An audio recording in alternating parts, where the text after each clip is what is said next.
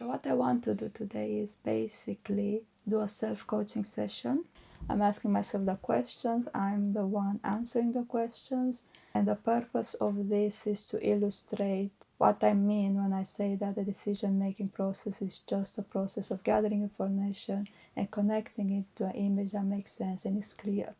Please don't take this conversation I have with myself as a real representation of what coaching is about, because there are a lot of things out there that cannot be encapsulated in this. So for example, it might be that while you're watching my conversation myself, you might notice patterns or blind spots, and that's actually how a coach can help. Coaches can notice these blind spots and the patterns that we generally cannot see because we are so in our heads. But again, this is not a coaching conversation, it's more of a self-coaching conversation. And again, the purpose of this is to illustrate the decision-making process just being a process of gathering information and connecting it into an image that makes sense. And I'll use the information gap diagnosis as a guide for myself to find out what specifically is right now blocking me with a specific decision. The first question I have here is, what decision do I need to make?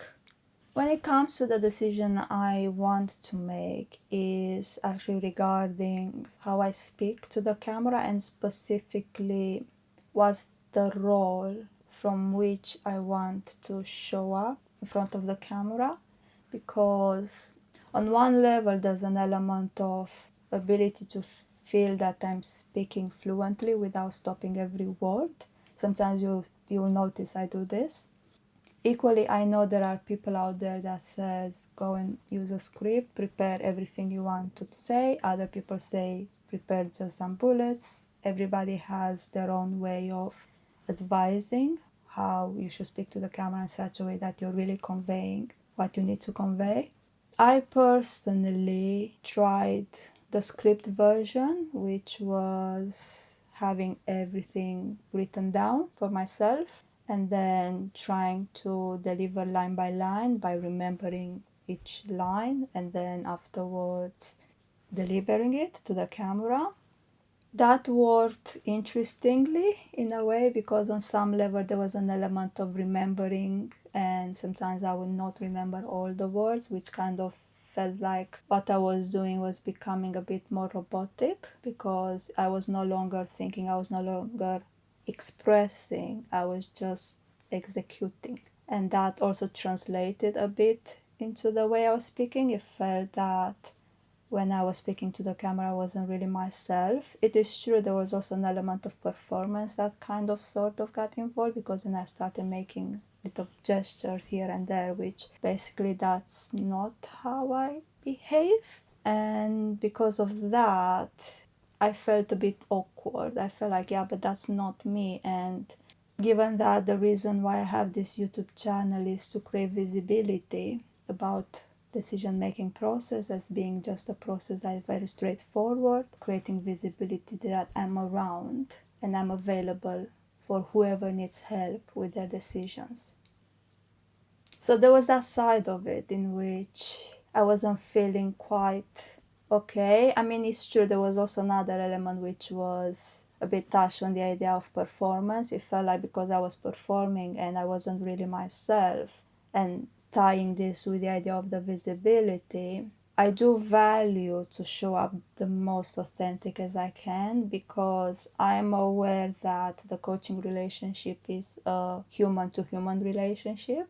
So, for example, on the other side, you as a person, you might look at me, you might like me or might not like me, but let's say you like me, you like my ideas, you like how I talk, my facial expression, and so on and so forth. And then let's say you decide at one point to work with me, and then you happen to meet me in a coaching call, and then you have this big shock of, hold on, who is this person in front of me? Because what I was expecting or what I would assume this person would behave as is not actually happening. So I think that was the most bit that was bugging me about the idea of me speaking with a script and perform, because I felt it wasn't me and I wanted to feel that if you were to meet me in person, or if you were to have a coaching conversation with me, then you would have this realization of, hold on, this person I saw in the video is not the actual person I'm speaking to right now from a personality point of view, and so on and so forth. And it's true, there are facets of us that we are bringing in different moments in time. So for example, when we are speaking with specific people, we show up in a way compared to when we are speaking to other people. So yes, there is a bit of a dynamic there.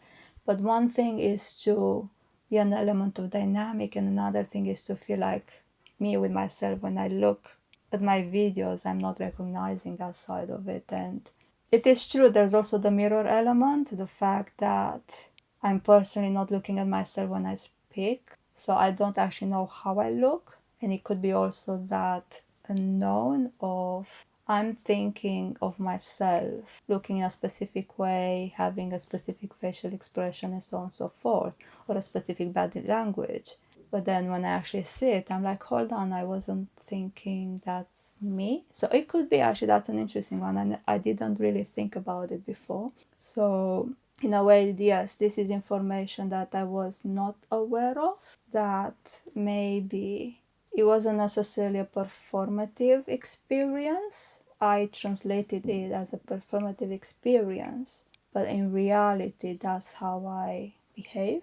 So that's actually an interesting one, because I think the connection came from the place of, I remember someone saying that we have a different view about how we sound. So for example, some people may have a bit of a reaction, and not necessarily negative reaction, but a reaction, either surprise, confusion, whatever you want to call that particular feeling that might be behind of the reaction. Yeah, so people would have a reaction when listening to their own voice. So some people might not even like how they sound, and they have to get used to that. So I'm wondering here how much there was an element of, when I looked at myself, the first reaction was, well, this is not me, but maybe that is me, it's just I don't know. Yeah, I think that's an interesting thing to think about. And again, going back to what I was saying about decisions being just a jigsaw puzzle, and sometimes there's an element of missing pieces that don't allow us to really see what's going on. I think this particular information I just found out is actually quite critical for the decision I want to make. I think it's good to keep it in mind. On some level, I think if I were me right now, I would say I actually completed my job, from the point of finding what is missing. Because many times when we are faced with a decision and we don't know anymore how to move forward with it, and yes, there's an element of obstacle, but the obstacle most likely is either missing information, either a conflict between the information, so the two informations, or three, four, whatever, they are not connected properly. So it'd be like a jigsaw puzzle, you put a piece in the wrong place. Most of the time what I realize is an element of missing information. So for example, in this particular instance, when thinking about the decision, this particular information of me realizing that speaking on camera, actually not speaking on camera, but me looking at myself might reveal a person that I'm not aware of. A bit like when you look in the mirror and you see something on your face and you are not aware it's there, and then I don't know if it's dirt, you can wipe it, and so on and so forth. But that's interesting, because it feels that maybe have been overthinking this decision.